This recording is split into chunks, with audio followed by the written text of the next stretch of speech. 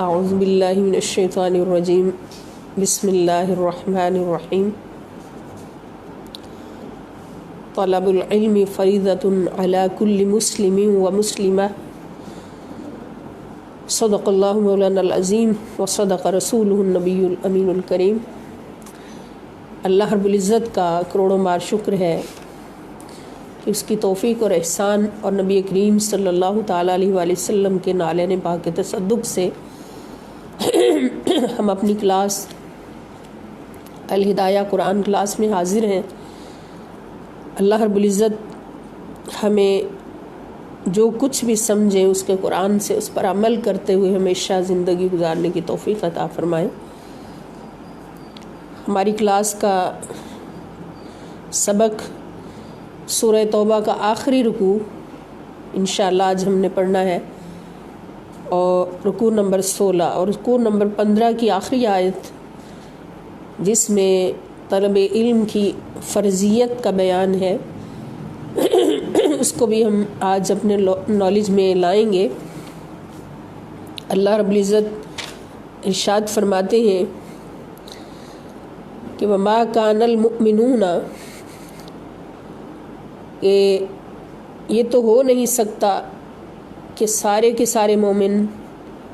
لِيَنْفِرُوا كَافَّةً نکل پڑیں اکٹھے ہو کر،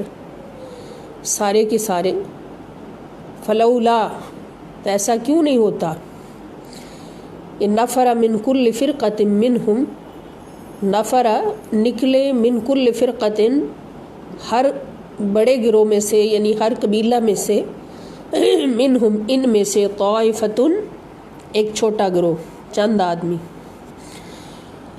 لیتفقہوا فی الدین تاکہ دین میں سمجھ حاصل کریں،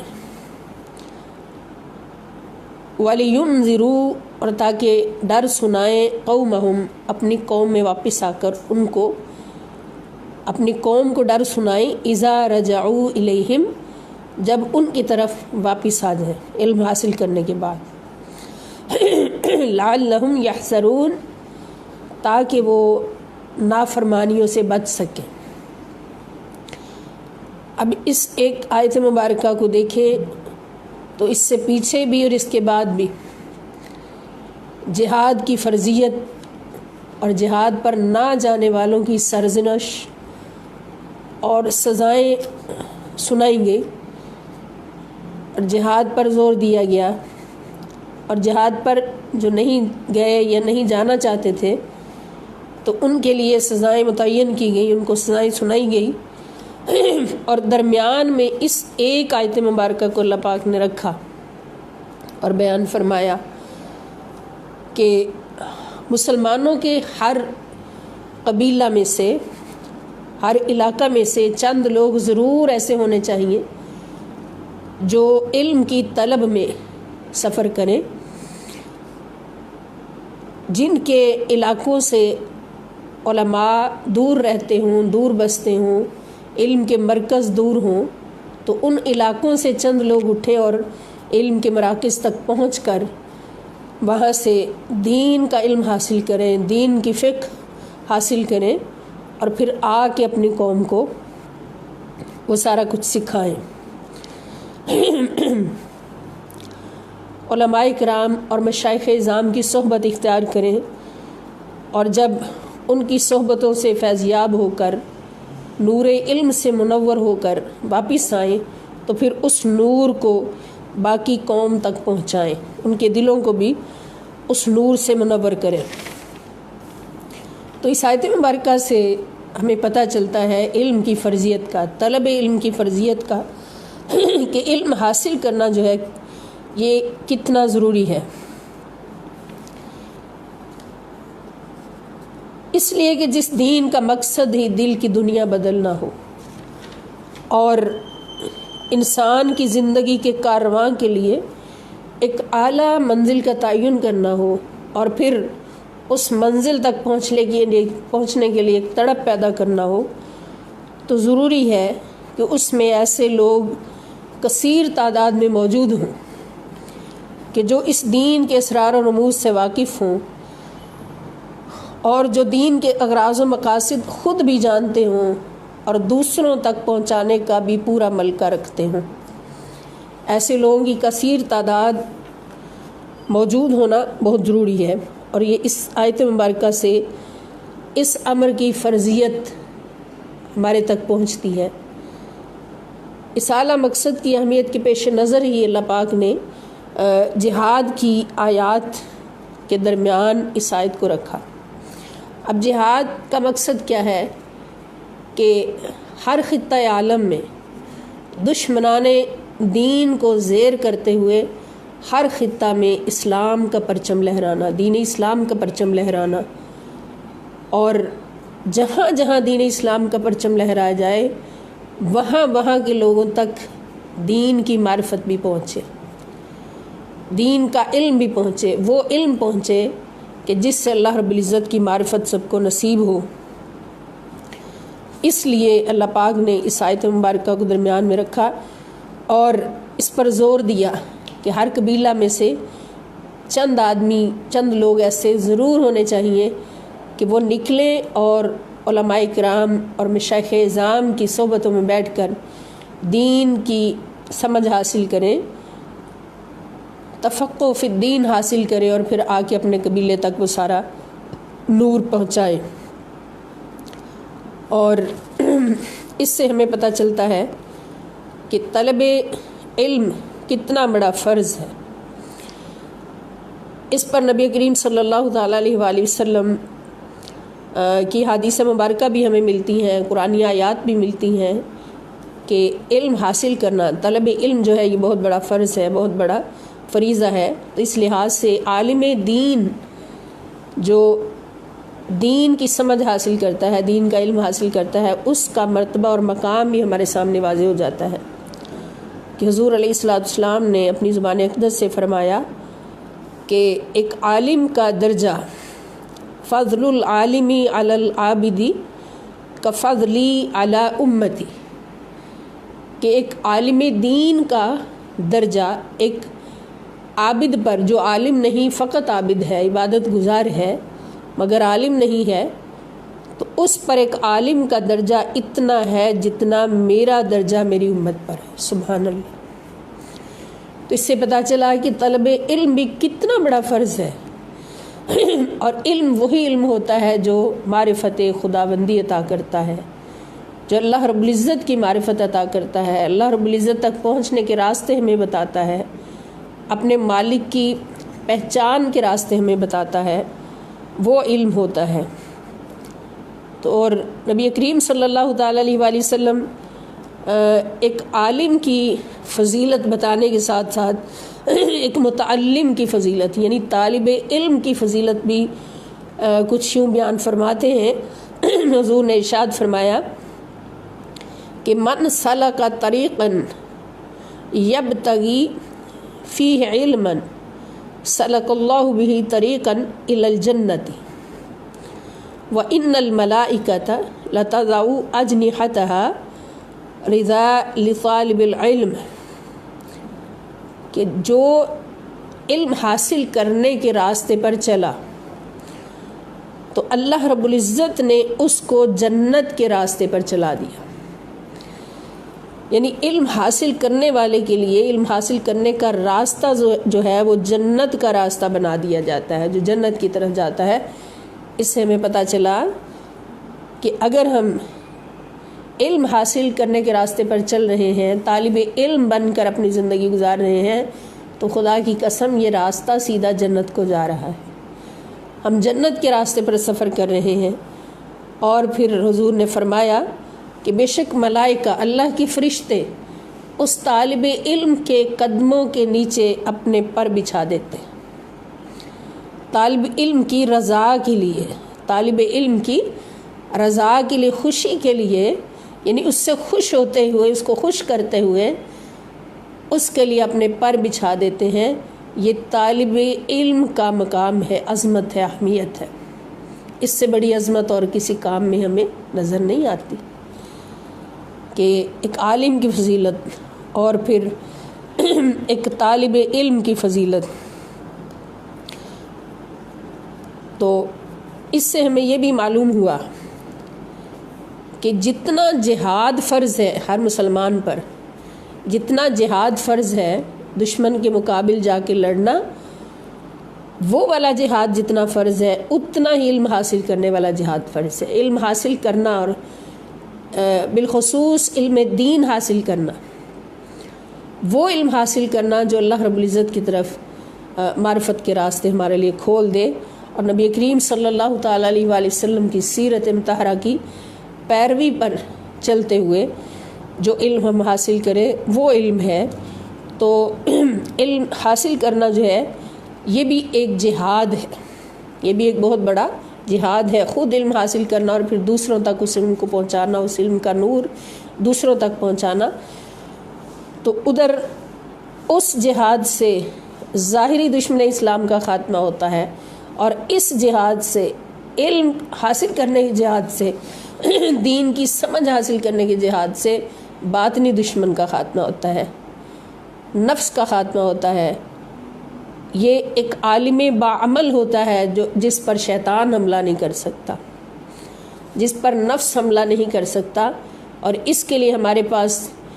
اولیاء کرام جن کے بارے میں اللہ رب العزت فرماتے ہیں کہ الا ان اولیاء اللہ لا خوف علیہم ولا هم یحزنون، کہ خبردار میرے دوست وہ ہیں کہ جن کو نہ کوئی خوف اور نہ کوئی غم، دنیا کا آخرت کا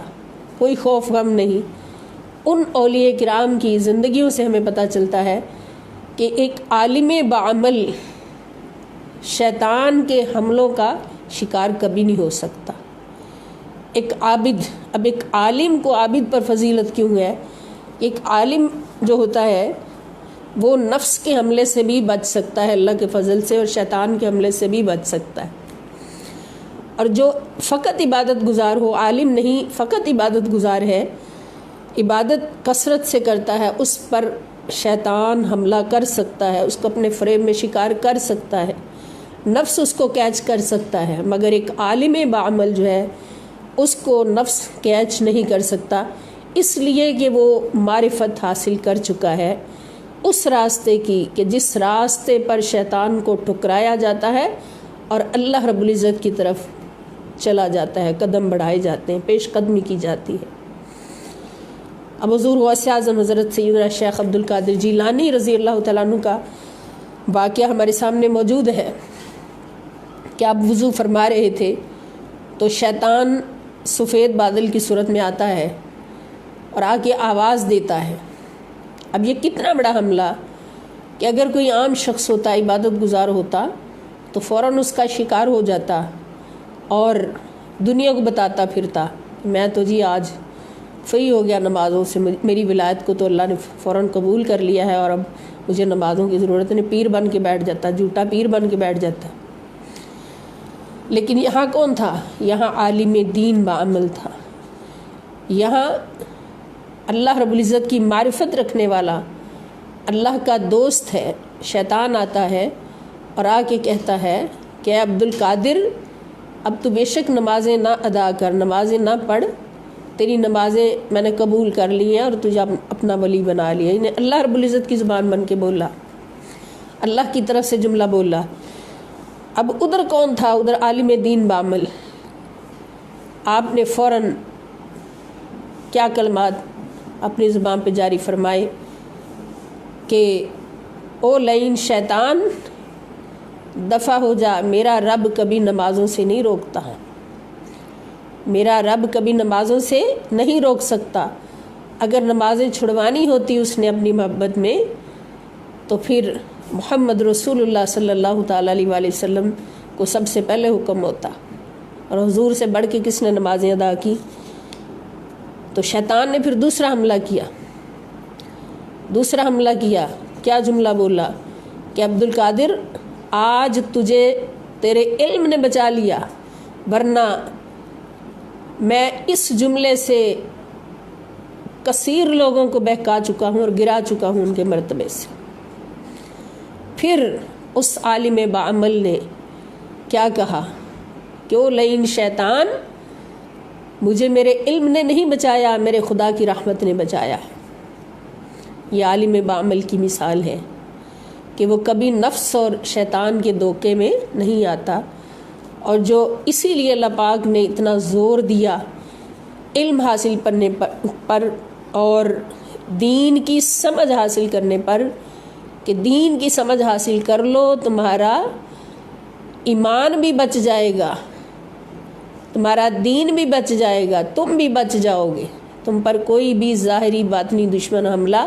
نہیں کر سکے گا۔ اور اسی پر نبی کریم صلی اللہ تعالی علیہ وآلہ وسلم فرماتے ہیں کہ من یرد اللہ خیرا یفقہہ فی الدین، کہ اللہ رب العزت جس کی بھلائی کا ارادہ فرماتا ہے اس کو دین کی سمجھ عطا کر دیتا ہے۔ سبحان اللہ، جس کی بھلائی کا ارادہ فرماتا ہے اس کو دین کی سمجھ عطا کر دیتا ہے، اس لیے کہ صراط مستقیم پر چلتے ہوئے ہمارا سب سے بڑا دشمن شیطان ہے۔ ان الشیطان لکم عدو مبین، اور اس دشمن سے نجات کا فقط ایک ہی راستہ ہے، دین کی سمجھ حاصل کر لینا۔ جنہوں نے دین کی سمجھ حاصل کر لی تو ان پر کوئی بھی شیطان حملہ نہیں کر سکا، اس لیے وہ اللہ کے دوست ہو گئے۔ تو اللہ تعالیٰ جس کی بھلائی کا ارادہ فرماتے ہیں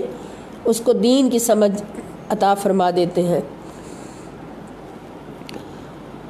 اس لیے جہاد کے ساتھ ہی اللہ پاک نے علم کی فرضیت پر زور دیا کہ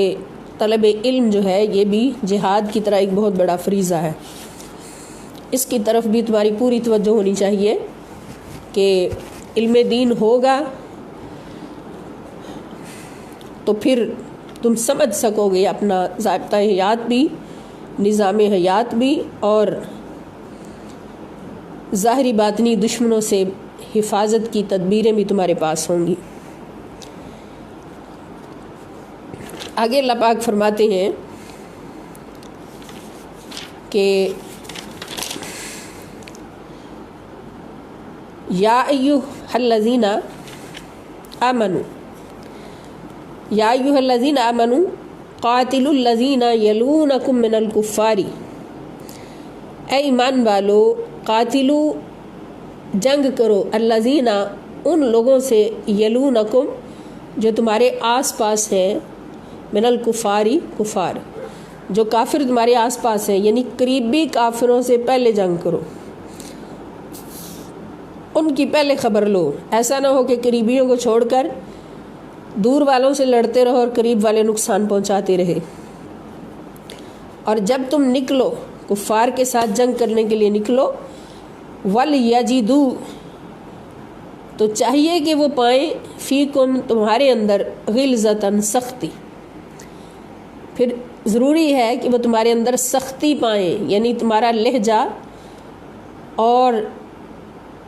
تمہارا عمل ان کے لیے سخت ہو جائے، تمہارا اخلاق ان کے لیے سخت ہو جائے، ان پر نرمی نہیں کرنی۔ وَاعْلَمُوا اور جان لو، ان اللہ مع المتقین کہ بے شک اللہ رب العزت متقین کے ساتھ ہوتا ہے، پرہیزگاروں کے ساتھ ہوتا ہے، جو اللہ سے جتنا ڈرتا ہے۔ یعنی میدان جنگ میں نکلو تو دشمن سے نہیں ڈرنا، اللہ سے ڈرنا ہے، اور اللہ سے جو ڈرتا ہے، تقوی اختیار کرتا ہے، تو اللہ تعالیٰ ان کی مدد و نصرت ضرور فرماتا ہے۔ اور ایسا ہی ایک حکم اللہ پاک نے ایک اور مقام پر بھی دیا ہے کہ محمد الرسول اللہ والذین معہ اشداء علی الکفار رحماء بینہم، کہ ہو حلقہ یاراں تو بریشم کی طرح نرم، رزم حق و باطل ہو تو فولاد ہے مومن۔ کہ دوستوں کی مجلس ہو، دوستوں کے ساتھ حسن اخلاق کا موقع ہو تو ریشم کی طرح نرم ہو جاؤ مومنوں، اور مومن کی یہ شان ہے۔ اور اگر رزم حق و باطل ہو، حق و باطل کا معرکہ جاری ہو، تو پھر فولاد کی طرح سخت ہو جاؤ دشمن کے سامنے، اور وہ دشمن دین کا دشمن، خدا کا دشمن، رسول خدا صلی اللہ علیہ وسلم کا دشمن، تو اس کے لیے تم سخت ہو جاؤ۔ اور خوب جان لو کہ جو صرف اللہ سے ڈرتا ہے تو اللہ تعالیٰ اس کی مدد و نصرت ضرور فرماتا ہے، ضرور فرماتا ہے۔ پھر اللہ پاک فرماتے ہیں کہ وَإِذَا مَا أُنزِلَتْ سُورَةٌ وَإِذَا مَا اور جب انزلت نازل ہوتی ہے، نازل کی جاتی ہے، سورتن کوئی سورت. اب منافقوں کی حالت کا بیان ہو رہا ہے. فمنہم تو ان میں سے کچھ لوگ ہیں من یقول جو کہتے ہیں ایکم کون ہے تم میں سے زادت ہو کہ بڑھا دیا ہے اس کو حاضی اس آیت نے ایمان میں. یعنی منافقین کی یہ حالت ہو چکی ہے کہ قرآن کریم کی آیات ان کے سامنے نازل ہوتی ہیں مگر ان کے دل پر کوئی اثر نہیں ہوتا. ختم اللہ علی قلوبہم، اور وہ گونگے ہیں، بہرے ہیں، اندھے ہیں، ان کے دلوں پر کوئی بات اثر نہیں کرتی. جب اثر نہیں کرتی تو جب قرآن کی آیت کا نزول ہوتا ہے صحابہ کرام سن کر بے ہوشی کے عالم میں پہنچ رہے ہوتے ہیں اور اس میں گم ہو رہے ہوتے ہیں، فنا ہو رہے ہوتے ہیں، اس خضوع و خشوع سے سن رہے ہوتے ہیں کہ ان کے ایمان میں کئی گنا اضافہ ہو رہا ہوتا ہے، لیکن منافقین پر کوئی اثر نہیں ہوتا. اور پھر یہ ایک دوسرے سے سوال کرتے ہیں کہ یہ آیت جو نازل ہوئی کیا فائدہ ہوا ہے اس کا، اس نے کس کے ایمان کو بڑھایا ہے. تو اللہ تعالیٰ فرماتے فَأَمَّا الَّذِينَ آمَنُوا، بس وہ لوگ جو ایمان والے ہیں، فَزَادَتْهُمْ ایمانًا تو بڑھا دیا ہے اس آیت نے ان کے ایمان کو، ان کے ایمان میں اس آیت نے اضافہ فرمایا ہے. وَهُمْ يَسْتَبْشِرُونَ اور وہ خوشیاں منا رہے ہیں کہ اللہ رب العزت کی بارگاہ اقدس سے آیت کا نزول ہوتا ہے تو مومنین کے ایمان میں بھی اضافہ ہوتا ہے، اور وہ آیت کے ملنے پر اور ایمان کے اضافے پر خوشیاں مناتے ہیں. یہ مومنوں کے دلوں کی کیفیت ہے. وَأَمَّا الَّذِينَ اور وہ لوگ فِي قُلُوبِهِم مَرَضٌ جن کے دلوں میں بیماری ہے، اس سے مراد کون سے لوگ ہیں؟ منافق. فَزَادَتْهُمْ اللہ تعالیٰ فرما رہے ہیں کہ فَزَادَتْهُمْ رِجْسًا إِلَىٰ رِجْسِهِمْ استغفر اللہ معاذ اللہ، کہ پس بڑھا دیا ہے اس آیت نے ان کی ناپاکی پر ناپاکی کو. پہلے ہی وہ پلید تھے، ناپاک تھے، ان کے دل ناپاک تھے، تو اس آیت کے نزول کے بعد چونکہ انہوں نے اس کو سنا نہیں، ان کے دل پر اس آیت کا اثر نہیں ہوا اور انہوں نے اس سے فائدہ نہیں اٹھانا چاہا، اس لیے وہ پہلے ہی ناپاک تھے، ان کی ناپاکی میں اور اضافہ ہو گیا آیت کا انکار کر کے. وَمَاتُوا اور وہ مرے وَهُمْ کافرون اس حال میں کہ وہ کافر تھے. یعنی منافق کی جب موت آتی ہے نعوذ باللہ، کروڑ بار نعوذ باللہ، تو کفر بر آتی ہے، کافروں کے ساتھ شامل ہوتا ہے. تو اس سے ہمیں پتہ چلا کہ قرآن کریم کی آیات کا فیض ہمارے ایمان میں بھی اضافہ کرتا ہے، اور جس کو یہ فیض میسر نہیں آتا اور جو قرآن کی آیات سے اپنے دلوں کو فیض یاب نہیں کرنا چاہتا اور دلوں میں دنیا کی گندگیاں اغلاستیں بھرے رکھتا ہے، تو پھر اس کا دل پاک نہیں ہوتا، ناپاک ہوتا ہے. قرآن کی آیات کا فیض ہے جو ہمارے دلوں کو پاک کر دیتا ہے. اس لیے جتنا قرآن سے جڑ کر رہیں گے، جتنا قرآن کی تلاوت کریں گے، قرآن کریم کے احکام پر پابندی کریں گے اور قرآن کریم کی کی ہوئی چیزوں سے منع ہو جائیں گے، رک جائیں گے، تو انشاءاللہ ہمارے دل پاک ہوتے جائیں گے. پاک دلوں کی پہچان یہی ہے کہ وہ قرآن کا مرکز ہوتے ہیں، اور جو قرآن کریم سے دور رہتے ہیں، قرآن سے اپنا تعلق توڑ دیتے ہیں، قرآن کے ساتھ جڑ کر اپنے آپ کو پاک نہیں کرنا چاہتے، تو پھر ان کے دل ناپاک رہتے ہیں. اور یہ منافق کی سب سے بڑی پہچان ہے. اولا یرون کیا وہ نہیں دیکھ رہے، انہم یفتنون کہ بے شک ان کو آزمایا جاتا ہے، آزمائش میں ڈالا جاتا ہے، فی کل عام مرتن ہر سال میں، فی کل عام ہر سال میں، مرتن ایک بار، او مرتین یا دو بار. ثم لا یتوبون، پھر وہ توبہ نہیں کرتے، ولا ہم یذکرون، اور نہ ہی وہ نصیحت حاصل کرتے ہیں۔ ان کو سال میں ایک بار یا 2 بار ضرور آزمایا جاتا ہے، لیکن وہ توبہ نہیں کرتے، اور نہ ہی یعنی اللہ پاک ان کو کوئی نہ کوئی تکلیفیں دے کر، کوئی نقصان کر کے ان کے اولاد میں، ان کے مال میں، یا کوئی بیماریاں دے کر آزماتے ہیں کہ کسی طرح سے بھی یہ لوٹ آئیں، اللہ رب العزت کی طرف پلٹ آئیں، لیکن وہ پلٹنا گوارا نہیں کرتے، اور نہ ہی وہ نصیحت قبول کرتے ہیں۔ وَإِذَا مَا أُنزِلَتْ، اور جب نازل کی جاتی ہے سورتن، کوئی سورت، نظرا، تو دیکھنے لگتے ہیں، بعضهم الی بعض، وہ ایک دوسرے کی طرف، وہ ایک دوسرے کی طرف دیکھتے ہیں۔ یہ منافقین کی حالت بیان کی جا رہی ہے۔ حل یراکم، کیا کوئی دیکھ تو نہیں رہا تمہیں، من احدن، کوئی، حل یراکم، کیا دیکھ تو نہیں رہا تمہیں، من احدن، کوئی، ثم انصرفوا، پھر وہ وہاں سے چلے جاتے ہیں، نکل جاتے ہیں۔ یعنی جب قرآن کی آیات نازل ہو رہی ہوتی ہیں اور حرم شریف میں بیٹھے ہوتے ہیں صحابہ کرام کے درمیان میں، تو صحابہ کرام تو آیات کے نزول کے انتظار میں اللہ کے رسول صلی اللہ تعالیٰ علیہ وآلہ وسلم کے حضور انتہائی ادب کے ساتھ بیٹھے ہوتے ہیں اور انتظار میں ہوتے ہیں کہ اب اللہ رب العزت کا پیارا کلام ہمیں سنائی دے گا۔ اور یہ منافقین کا یہ حال ہوتا ہے کہ ایک دوسرے کی طرف دیکھتے ہیں اور ایک دوسرے کو اشارہ کرتے ہیں کہ اب آیت نازل ہو رہی ہے،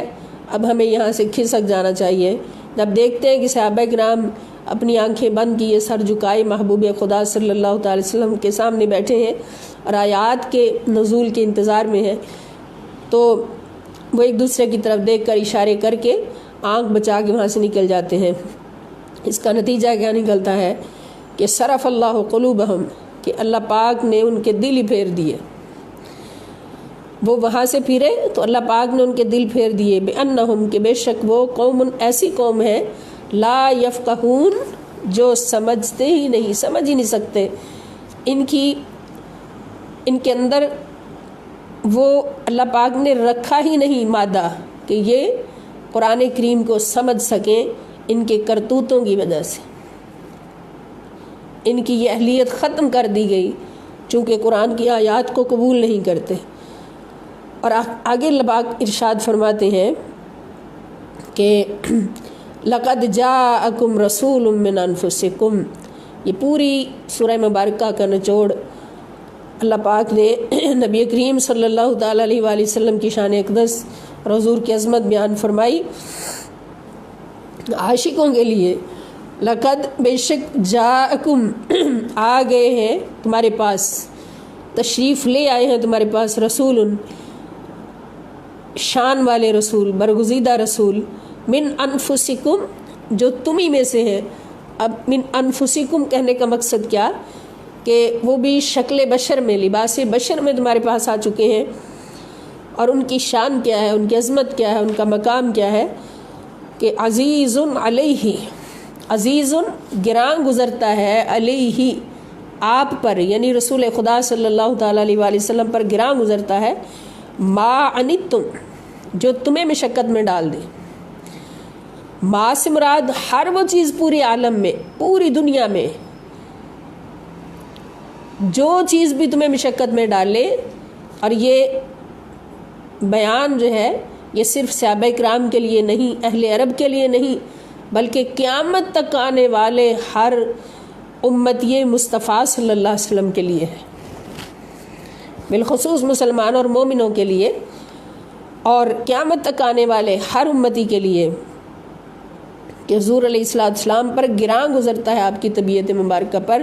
ما عنتم، جو تمہیں مشقت میں ڈال دے۔ یعنی یہ رسول پاک صلی اللہ تعالی وسلم کی شان ہے۔ حریص علیکم، حریص ہوتا ہے بہت زیادہ چاہنے والا، بہت زیادہ طمع کرنے والا، علیکم، تمہارے لیے، یعنی تمہاری بھلائی کا بہت زیادہ چاہنے والا رسول صلی اللہ علیہ وآلہ وسلم۔ بالمؤمنین، اور خاص طور پر مومنین کے ساتھ رؤوفن، بہت شفقت فرمانے والے، رحیم اور بہت زیادہ رحم فرمانے والے ہیں۔ اب اس آیت مبارکہ کو ہم غور کریں کہ اللہ رب العزت صرف صحابہ کرام سے نہیں یہ فرما رہے، پورا قرآن صرف صحابہ کے لیے نہیں، اہل عرب کے لیے نہیں، بلکہ قیامت تک آنے والے ہر مسلمان کے لیے ہے، ہر انسان کے لیے ہے۔ تو اس میں اللہ تعالیٰ کیا فرما رہے ہیں کہ بے شک میرا برگزیدہ رسول محمد مصطفیٰ صلی اللہ تعالیٰ علیہ وآلہ وسلم تمہارے پاس تشریف آ چکے ہیں۔ اور پورا قرآن پڑھ کے دیکھ لیں، کسی ایک آیت میں بھی حضور علیہ السلام کے ہم سے بچھڑنے کا ذکر نہیں کہ رسول خدا صلی اللہ علیہ وسلم تم سے بچھڑ جائیں گے یا دور ہو جائیں گے یا فوت ہو جائیں گے یا چلے جائیں گے، تو ایسا ہوگا نہیں۔ جہاں بھی اللہ پاک نے مومنوں کے لیے حضور علیہ السلام کے رشتے کا بیان فرمایا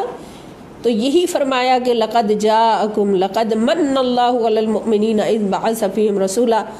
کہ بے شک احسان فرمایا ہے اللہ تعالیٰ نے مومنین پر کہ ان میں اپنا شان والا رسول بھیج دیا ہے، احسان فرما دیا ہے ان پر۔ اور احسان وہ ہوتا ہے جو دے کر واپس نہیں لیا جاتا، دے کر واپس نہیں لیا جاتا، اور احسان وہ ہوتا ہے جو فرض سے کہیں بڑھ کر ہوتا ہے۔ اپنی رحمت کو اللہ تعالیٰ نے فرمایا کتب ربک علی نفسہ الرحمۃ،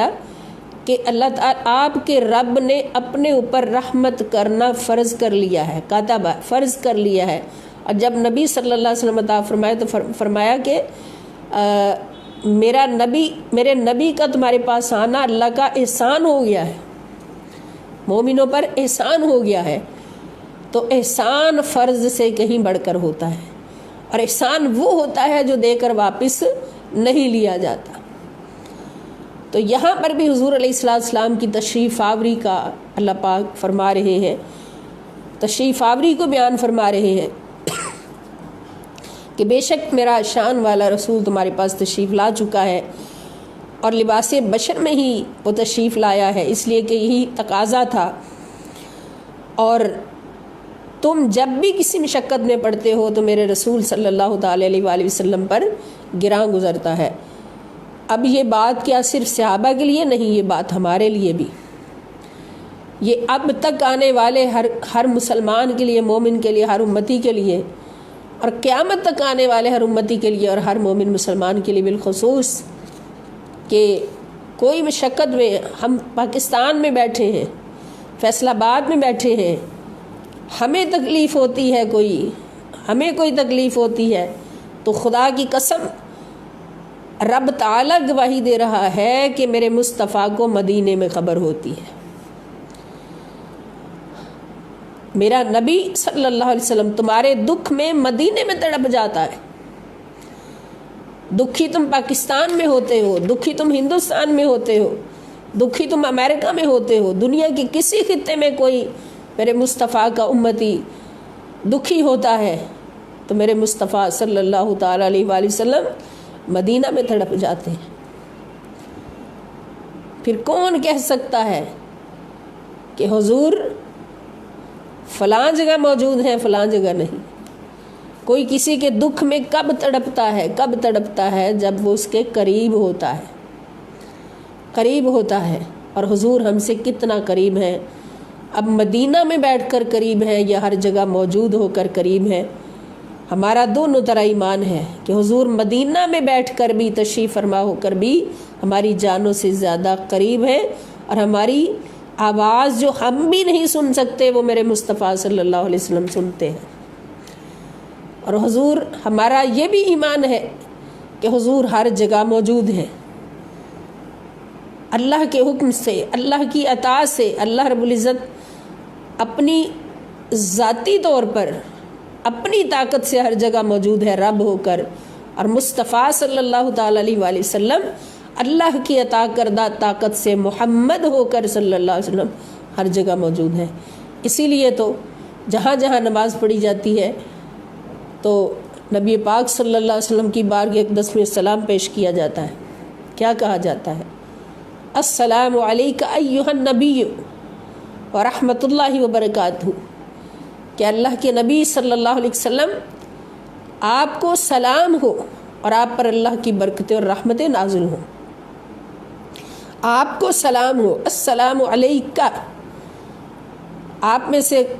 جو لوگ گرامر جانتے ہیں، عربی گرامر، ان کو پتہ ہے کہ کاف زبر کا یہ ضمیر ہے واحد مذکر مخاطب کی، واحد مذکر حاضر کی ضمیر ہے کہ ایک ہو، مذکر ہو اور سامنے موجود ہو جو ہماری بات سن رہا ہو، سمجھ رہا ہو اور جواب بھی دینے کے قابل ہو. تو اس کو ہم کہتے ہیں السلام علیکہ، آپ کو میرا سلام ہو ایھا النبی. اور جب ہم سلام کرتے ہیں حضور صلی اللہ علیہ وسلم کو نماز میں بیٹھ کر اتحیات پڑھتے ہو، اتحیات کے درمیان اللہ پاک نے یہ جملہ سیٹ کر دیا، فٹ کر دیا کہ السلام علیکہ ایھا النبی کہو گے تو اتحیات پوری ہوگی، اور اتحیات پڑھو گے تو نماز پوری ہوگی، اس کے بغیر نماز قبول نہیں. تو گویا سلام بحضور سرور کائنات صلی اللہ تعالیٰ علیہ وآلہ وسلم اگر یہ مان کر، یہ عقیدہ رکھتے ہوئے حضور کو نماز میں بیٹھے بیٹھے سلام پیش نہ کیا کہ تو زندہ ہے واللہ، تو زندہ ہے واللہ، میری چشم عالم سے چھپ جانے والے، اور حضور کے بارے میں یہ عقیدہ رکھتے ہوئے کہ حضور ہر جگہ موجود ہے، ہم جہاں سے پکاریں وہیں وہ سنے، ہم جہاں سے پکاریں وہیں وہ سنے، ایسی اعلیٰ سماعت پہ لاکھوں سلام. جب تک یہ عقیدہ نہ ہوا کہ حضور زندہ ہے، حضور حاضر و ناظر ہے، ہم جہاں سے پکارتے ہیں، جہاں سے سلام کرتے ہیں میرے آقا سنتے ہیں، اور جب ہم سلام پیش کرتے ہیں تحیات کے اندر تو وہ سلام شاید ہم بھی نہیں سن سکتے، وہ آواز ہمارے کانوں تک بھی نہیں پہنچ سکتے، اور خدا کی قسم مصطفیٰ سنتے بھی اور جواب بھی دیتے ہیں. اس لیے اللہ پاک نے سلام کروایا کہ سلام کی شرائط میں ہے کہ سلام فقط اس کو کیا جا سکتا ہے کہ جو زندہ بھی ہو، سامنے موجود بھی ہو، سن بھی سکتا ہو، جواب بھی دے سکتا ہو. جس کے اندر یہ ساری شرائط ہوں گی اس کو سلام کر سکتے ہیں. تو جب ہم حضور علیہ السلام کو نماز میں بیٹھ کر کہتے ہیں السلام علیکہ ایھا النبی، تو پھر پوچھو اپنے رب سے مولا سلام کے لیے 4 شرطوں کا ہونا ضروری ہے. تو نبی کریم صلی اللہ علیہ وسلم تو مدینہ پاک میں ہیں، اپنی قبر انور میں ہیں، وصال فرما چکے ہیں، تو سلام ہمارا کیسے پہنچتا ہے؟ اور یہ بھی ضروری ہے کہ جس کو سلام کیا جائے اس کا جواب ضرور دے. جو جواب نہ دے تو اس کے بارے میں حضور نے کیا فرمایا یہ سب جانتے ہیں. تو یہ ہو ہی نہیں سکتا کہ کوئی مومن سلام کرے اور حضور جواب نہ دے. تو یہ لازم ہے کہ جب ہر مومن نماز میں بیٹھ کر سلام کرتا ہے تو ہر مومن کا، ہر نمازی کا سلام حضور سنتے بھی ہیں اور خدا کی قسم جواب بھی دیتے ہیں. تو یا اللہ یہ کیسے ہوتا ہے؟ تو اللہ پاک فرماتے ہیں اگر ایسا نہ ہو سکتا، ایسا نہ ہوتا کہ میرا نبی زندہ بھی ہے، میرا نبی ہر جگہ موجود بھی ہے میری عطا کردہ طاقت سے، میرے حکم سے، اور میرا نبی سن بھی سکتا ہے، جواب بھی دے سکتا ہے، تو میں کبھی نبی کا سلام نماز میں رکھواتا؟ میری نماز کی قبولیت کی دلیل ہی نبی کریم صلی اللہ تعالی علیہ وآلہ وسلم کو سلام پیش کرنا ہے. وہ نبی خدا نے ہمیں دیا. اور پھر ہائے ہائے کتنی بدقسمتی ہے، کتنا اخلاق سے گر جانا ہے کہ کسی اوروں کو اپنا آئیڈیل بناتے پھریں. وہ نبی ہمیں خدا نے دیا کہ جو ہر لمحہ حریص علیکم، ہر لمحہ ہماری بھلائیوں کا چاہنے والا ہے، عزیز علیہ ما عنتم، کہ تکلیف ہمیں یہاں بیٹھ کر ہوتی ہے اور میرے نبی صلی اللہ تعالیٰ علیہ وآلہ وسلم تڑپ جاتے ہیں. تکلیف ہمیں ہوتی ہے اور حضور تڑپ جاتے ہیں، اور اللہ رب العزت کی بارگاہ اقدس میں خدا کی قسم ہمارے لیے ہاتھ اٹھاتے ہیں، دست مبارک اٹھاتے ہیں، دعائیں کرتے ہیں. مومنوں کے لیے اللہ پاک اتنی بڑی خوشخبری فرما رہے کہ بالمؤمنین رؤوف رحیم. اور مومنوں تمہاری قسمت کہ تم نے ایمان کی دولت مانگی اللہ سے، اللہ پاک نے اپنے نبی کی بارگاہ میں بٹھایا اور تمہیں ایمان کی دولت نصیب ہوئی. تو اے مومنوں میرے نبی کے در پر بیٹھنے والوں اور ایمان کی بھیک مانگتے رہنے والوں، میرا نبی تمہارے لیے رؤوف بھی ہے، رحیم بھی ہے. رؤوف بھی ہے، رحیم بھی ہے. اور آپ جان جائیں کہ یہ دونوں اللہ کی صفات ہیں. رؤوف بھی اللہ کی صفت ہے اور رحیم بھی اللہ کی صفت ہے. بسم اللہ الرحمن الرحیم. تو یہ دونوں صفات اللہ پاک نے اپنے نبی صلی اللہ تعالیٰ علیہ وآلہ وسلم کو عطا فرمائی کہ حضور سے بڑی رحمت اللہ نے کسی کو نہیں بنایا۔ اللہ کی سب سے بڑی رحمت اس وقت ہمیں ملی ہے جب آمنہ کی گود میں آمنہ کا لال رؤوف الرحیم بن کر تشریف لے آیا، رحمت للعالمین بن کر تشریف لے آیا، تو اللہ پاک کی سب سے بڑی رحمت ہمیں مل گئی۔ اور وہ رحمت اللہ پاک نے کس کے لیے دی ہے؟ اللہ تعالیٰ فرماتے مومنوں کے لیے میرا محبوب رؤوف بھی ہے، رحیم بھی ہے، یعنی مومنوں پر ہر وقت نبی پاک صلی اللہ علیہ وسلم کا دست شفقت رہتا ہے، اس لیے مومن کا دل نرم ہوتا ہے۔ یہ یاد رکھیں کہ نرم دل کی نشانی حضور کا قرب ہے۔ کوئی یہ نہ سوچے کہ میرا کوئی کمال ہے، کسی اور کا کوئی کمال ہے۔ جس کا دل نرم ہے، شفقت سے بھرا ہوا دل ہے، رحمت سے بھرا ہوا دل ہے، تو خدا کی قسم اس کے سر پہ مصطفیٰ صلی اللہ تعالیٰ علیہ وآلہ وسلم کا دست مبارک ہے۔ حضور کی صحبت کا اثر ہے کہ ہو ہلکا یاراں تو بریشم کی طرح نرم۔ یہ حضور کی صحبت کا اثر ہے کہ اعلیٰ اخلاق نصیب ہوتے ہیں۔ یہ حضور کی صحبت کا اثر ہے کہ نرم دل نصیب ہوتے ہیں۔ یہ حضور صلی اللہ تعالیٰ علیہ وآلہ وسلم کی صحبتوں کا اثر ہے کہ دل رحمتوں سے بھر جاتے ہیں، اخلاق رحمتوں سے بھر جاتے ہیں، عقل و شعور رحمتوں سے بھر جاتے ہیں، اور وہ بندہ سراپا رحمت بن جاتا ہے۔ جو بھی اس دنیا میں مومن سراپا رحمت بن کر چلتا ہے، رہتا ہے، اور ہر کسی کے لیے رحم کا ایک خزینہ ہوتا ہے اور شفقتوں کا ایک خزینہ ہوتا ہے، تو رب کی قسم اس بات کی دلیل ہے کہ وہ ہر لمحہ مصطفیٰ صلی اللہ علیہ وسلم کے در کے قریب ہوتا ہے، حضور کے در پہ بیٹھا ہوتا ہے، اور پھر جب وہ اس دنیا سے رخصت ہوتا ہے تو لاکھوں کی زبانوں پر وہ مرد خلیق کے نام سے جاری ہو جاتا ہے۔ اعلیٰ اخلاق ہونا یہ حضور کے در اقدس کی خیرات ہے، یہ بندے کا اپنا کوئی کمال نہیں، حضور علیہ السلام کے در اقدس کی خیرات ہے کہ جب حضور مومنوں کو رؤوف، اپنے رؤوف ہونے کا فیض دیتے ہیں، رحیم ہونے کا فیض دیتے ہیں، تو پھر وہ مومن بھی رؤوف اور رحیم ہوتا جاتا ہے۔ تو اس کے برعکس اگر کوئی سخت دل ہے، سخت مزاج ہے، تو وہ نبی پاک صلی اللہ تعالی علیہ وسلم سے دور ہے۔ اس لیے ہمارا یقین کامل ہے، ایمان کامل ہے کہ مومن کبھی بد اخلاق نہیں ہوتا۔ جو بد اخلاق ہو وہ مومن نہیں ہوتا، اور جو مومن ہو وہ کبھی بد اخلاق نہیں ہوتا،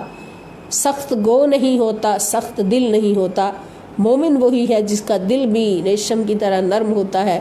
جس کی زبان بھی نرم ہوتی ہے، اور جس کا اخلاق بھی بہت اعلیٰ ہوتا ہے۔ اللہ پاک ہمیں ایسے مومن بننے کی توفیق عطا فرمائے۔ تو اللہ تعالیٰ فرماتے ایسے ہی مومنین ہیں جن کے لیے میرا محبوب، میرا مصطفیٰ صلی اللہ علیہ وسلم رؤوف بھی ہے، رحیم بھی ہے۔ تو حضور اس وقت بھی ہمارے درمیان موجود ہیں، ہمارے پاس موجود ہیں، مومنوں کو اپنا فیض دیتے ہیں تو مومن بنتے ہیں، مومنوں کو اپنا فیض عطا فرماتے ہیں تو وہ شفقت و رحمت کا پیکر بنتے ہیں۔ یہ دلیل ہمارے پاس کہ نبی کریم صلی اللہ تعالیٰ علیہ وآلہ وسلم سے جدا نہیں۔ ہمارے اخلاق کو سنوارتے ہیں تو حضور سنوارتے ہیں، ہمارے دلوں کو نرم کرتے ہیں تو حضور کرتے ہیں اپنے فیض سے، اور ہمارے اندر شفقتوں کے سمندر بھرتے ہیں تو حضور علیہ السلام بھرتے ہیں۔ شفقتوں کا پیکر بن جانا یہ بھی حضور کے فیض کے بغیر نہیں ہوتا۔ اللہ تعالیٰ فرماتے کہ اس کے باوجود فَإِن تَوَلَّوْا، بس اگر وہ منہ پھیر لیں اے میرے حبیب صلی اللہ علیہ وسلم، فقل، تو آپ فرما دیں حسبی اللہ،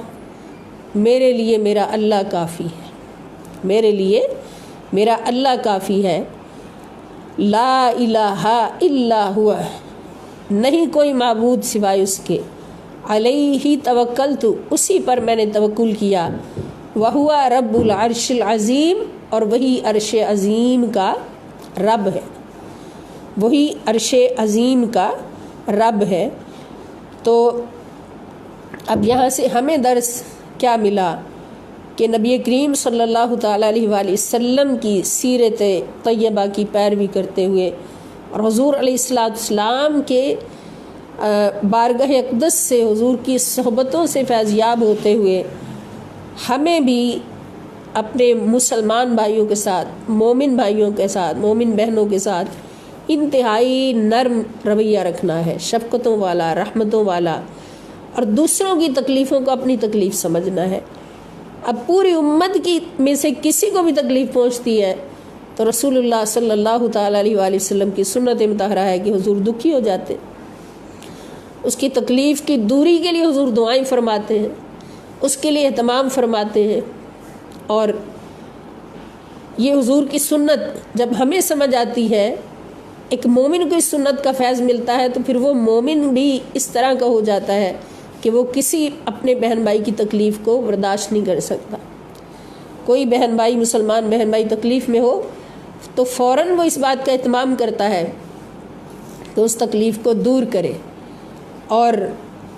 اس کے کام آئے، اس کے دکھ کو سکھ میں بدلے۔ تو ایک مومن دوسرے کے لیے، اپنے مسلمان مومن بہن بھائی کے لیے ساری تدبیریں کرتا ہے، لیکن اس کے باوجود اگر کوئی نہ مانے، بعض بہنیں یہ سوال کر دیتی ہیں کہ ہم کسی کے ساتھ بہت اچھا کریں لیکن وہ اچھائی میں جواب نہ دے تو ہمیں کیا کرنا چاہیے؟ تو سنت مصطفیٰ صلی اللہ تعالی وسلم یہی بتاتی ہے کہ مومن کا کام بھلائی کرنا ہے، وہ بھلائی کرتا جائے، وہ برائی کا بدلہ کبھی برائی میں نہ دے، بلکہ اگر کوئی برائی بھی کرے تو اس کا جواب بھی بھلائی میں دے۔ تو یہی حضور علیہ السلام کی سنت ہے، اور کہہ دے کہ حسبی اللہ، میرے لیے اللہ کافی ہے۔ میں نے تیرے ساتھ بھلائی اس لیے نہیں کی کہ تجھ سے کوئی بدلہ لوں، نہیں، میں نے اللہ کی رضا کے لیے، مصطفیٰ صلی اللہ علیہ وسلم کی رضا کے لیے بھلائی کرنا چاہیے اور تیرے دکھ کو دور کرنا چاہا ہے۔ اور اگر کوئی اس احسان کو نہیں مانتا یا اس کا وہ نہیں سمجھتا اس کو، تو پھر کہو کہ ہمارے لیے اللہ کافی ہے، لا الہ الا هو علیہ، اس کے سوا کوئی معبود نہیں، علیہ توکلت، اسی پر میں نے توکل کیا، وہو رب العرش العظیم، اور وہی عرش عظیم کا رب ہے۔ اور یہ دعا مشکل کے وقت بھی پڑھی جا سکتی، اس کو دعا کے طور پر، کوئی مشکل ہو، کوئی پریشانی ہو کسی کی طرف سے، تو اس کو بار بار اس کا ورد کرے، حسبی اللہ لا الہ الا هو علیہ توکلت وہو رب العرش العظیم، حسبی اللہ لا الہ الا هو علیہ توکلت وہو رب العرش العظیم۔ تو یہ حضور علیہ السلام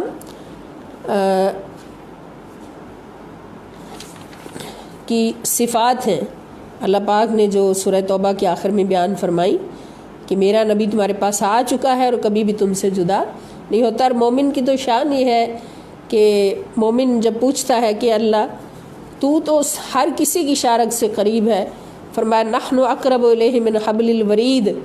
کہ ہم ہر انسان کی شارک سے بھی قریب ہیں، اللہ پاک نے فرمایا۔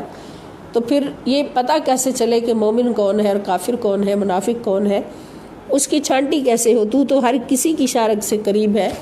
تو پھر اللہ پاک ایک بڑا پیارا جواب اس کا قرآن پاک سے ہمیں ملا، جو اللہ رب العزت نے ہی عطا فرمایا ہوا، کہ اللہ رب العزت تو رب ہو کر ہر انسان کی شارک سے قریب ہے، مگر ان انسانوں میں سے مومن کون ہے؟ مومن کی پہچان کیا ہے؟ مومن کی پہچان یہ ہے کہ النبی اولا بالمؤمنین من انفسہم، النبی، کہ میرا نبی محمد رسول اللہ صلی اللہ علیہ وسلم، حاضر و ناظر نبی، زندہ نبی، اولا، قریب ہے، زیادہ قریب ہے، النبی اولا بالمؤمنین، مومنین کے، من انفسہم، ان کی جانوں سے بھی زیادہ قریب ہے۔ یعنی میں خدا ہو کر ہر انسان کی شارک سے قریب ہوں۔ اور مومن کون ہے؟ کہ شارک کے اندر خون ہے، خون کے اندر جان ہے، جان سب سے زیادہ قریب ہوتی ہے انسان کے، لیکن اللہ پاک فرماتے کہ میرا نبی مومنوں کی جانوں سے بھی زیادہ قریب رہتا ہے۔ تو پھر مومن کون ہوا؟ جس کی جان سے بھی زیادہ قریب مصطفیٰ صلی اللہ علیہ وسلم موجود ہے۔ اور دوستو یہ عقیدہ رکھنا ہوگا، یہ پختہ عقیدہ رکھنا ہوگا، اور اس عقیدے پر مر مٹنا ہوگا کہ میرا نبی مجھ سے دور نہیں۔ وَاعْلَمُوا أَنَّ فِيكُمْ رَسُولُ اللَّهِ، اللہ تعالیٰ قرآن کریم میں فرماتے ہیں کہ یقین کر لو کہ اللہ کا رسول تمہارے درمیان موجود ہے۔ فیکم رسول اللہ، ہمارے پاس موجود ہے، ہر جگہ موجود ہے۔ تو نبی کریم صلی اللہ تعالیٰ علیہ وآلہ وسلم کی شان ہے کہ ہمارا ایمان حضور ہے، ہماری شان حضور ہے، ہمارا دین حضور ہے، ہمارا قرآن حضور ہے۔ ایمان ہے تو ہم ہیں۔ جب ایمان حضور ہے تو ایمان تو دل کی ایک کیفیت کا نام ہوتا ہے نا۔ تو جب اندر ہمارے حضور موجود ہیں، دلوں میں حضور موجود ہیں، ہماری جانوں سے بھی زیادہ قریب حضور موجود ہیں، تو پھر ہم مومن ہیں، اور مومن کی یہ شان ہے۔ اور جو یہ نہ مانے کہ حضور علیہ السلام میرے قریب ہے یا نہیں ہے، جھگڑے کرے، فساد کرے، تو وہ مومن ہو ہی نہیں سکتا۔ مومن فقط وہ ہے جس کا سر اس بات پہ جھک جائے کہ النبی اولیٰ بالمؤمنین من انفسہم۔ اللہ رب العزت کے فضل و کرم سے، نبی کریم صلی اللہ تعالیٰ علیہ وآلہ وسلم کے فیضان کرم سے ہم نے سورہ توبہ پوری کی ہے۔ اس سے پہلے ہم سورہ حجرات اور سورہ مومنون 2 صورتیں پہلے پڑھ چکے ہیں، اور تیسری صورت ہم نے سورہ توبہ آج الحمدللہ الکریم پوری کی ہے۔ تو سننے والوں سے میری گزارش ہے، جنہوں نے سنا ہے، کہ ان تینوں صورتوں کا ایک دفعہ گہرائی سے پھر مطالعہ کریں۔ چھوٹے چھوٹے سوالات بنتے ہیں ان صورتوں میں، ہم بھی بناتے ہیں، آپ بھی بنائیں۔ چھوٹے چھوٹے سوالات بنائیں، پھر ان کے جواب بھی خود ہی لکھیں، ہر صورت کے الگ الگ۔ تو انشاءاللہ الکریم دیکھیں علم کا ایک سمندر دلوں میں اتر آئے گا۔ اب اس کے بعد انشاءاللہ الکریم ہم چاہتے ہیں کہ کچھ اور صورتیں بھی اسی طرح پڑھی جائیں۔ تو کل اللہ رب العزت کے فضل و کرم سے ہم سورہ مزمل جو کہ عظمت مصطفیٰ صلی اللہ تعالیٰ علیہ وآلہ وسلم کو بیان کرتی ہے، عظمت مصطفیٰ صلی اللہ علیہ وسلم کا سمندر اس میں موجزن ہے۔ تو انشاءاللہ الکریم کل ہم وہ شروع کریں گے۔ اس کے بعد اسی طرح سلسلہ جاری رکھیں گے کہ قرآن کی صحبتوں سے فیضیاب ہوتے رہیں، طالب علم بن کر، طالب علم دین بن کر، طالب علم قرآن بن کر، طالب علم حدیث بن کر اپنی زندگی گزارنے کی کوشش کرتے رہیں، قدم اٹھاتے رہیں۔ انشاءاللہ اللہ کریم اپنا وعدہ پورا فرمائیں گے کہ جو علم حاصل کرنے کے راستے پر چلتا ہے تو اللہ تعالیٰ اس کو جنت کے راستے، اور اللہ کے فرشتے اس کے لیے، اس کی رضا کے لیے اپنے پر بچھاتے ہیں۔ اللہ پاک ہمیں اپنے حبیب کریم صلی اللہ تعالیٰ علیہ وآلہ وسلم کے صدقے سے ایسا طالب علم بن جانے کی توفیق عطا فرمائے، اور آخر دم تک طالب علم رہنے کی توفیق عطا فرمائے، کیونکہ نبی پاک صلی اللہ علیہ وسلم کی حدیث پاک بھی یاد آتی ہے کہ جو علم حاصل کرنے کے راستے پر چلتے چلتے فوت ہو جاتا ہے تو اللہ رب العزت کی رحمت اس کو شہیدوں میں شامل کر دیتی ہے، مرنے کے بعد وہ شہداء میں شامل ہو جاتا ہے۔ تو کیوں نہ ہم یہ آرزو کریں کہ ہم ہمیشہ علم حاصل کرتے رہیں، آخری دم تک علم حاصل کرتے رہیں، تاکہ ہم بھی، ہمارا شمار بھی شہداء کرام میں ہو جائے۔ اللہ پاک ہم سب کو توفیق عطا فرمائے، جو پڑھا سنا اس پر عمل کرنے کی توفیق عطا فرمائے۔ وما علیہ الا البلاغ المبین۔ والسلام علیکم ورحمۃ اللہ وبرکاتہ، وإلی اللقاء ان شاء اللہ تعالی۔